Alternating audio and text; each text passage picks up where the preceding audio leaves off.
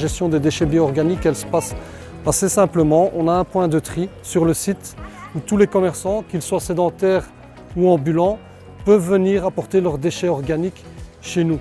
On les fait peser, par la suite il y a un système de facturation qui est envoyé vers le client. Une fois que les déchets sont collectés, ils sont envoyés vers un site de biométhanisation et là-bas ils sont transformés en biogaz pour la majeure partie, et alors il y a une petite partie qui est transformée en engrais pour l'agriculture.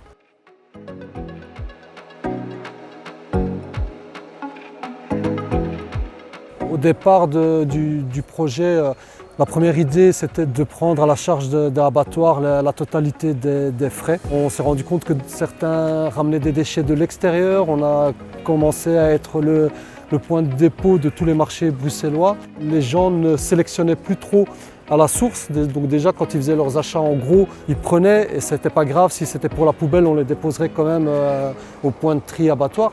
Donc on s'est dit voilà, là il y a quelque chose à continuer mais à améliorer. Réduire les déchets c'est bien, mais il faut quand même sensibiliser d'une certaine manière au niveau financier et faire comprendre l'importance de ces déchets aux commerçants. Donc on a demandé une participation au kilo à chaque commerçant qui déposait ses déchets chez nous.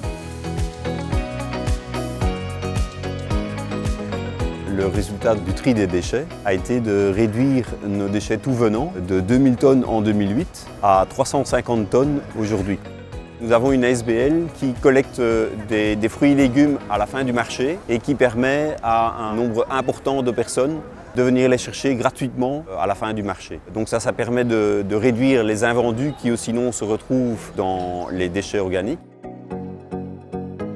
On aura évidemment toujours quelques biodéchets qui seront produits, mais ce serait intéressant de pouvoir faire des valorisations plus locales avec du compost pour une certaine partie.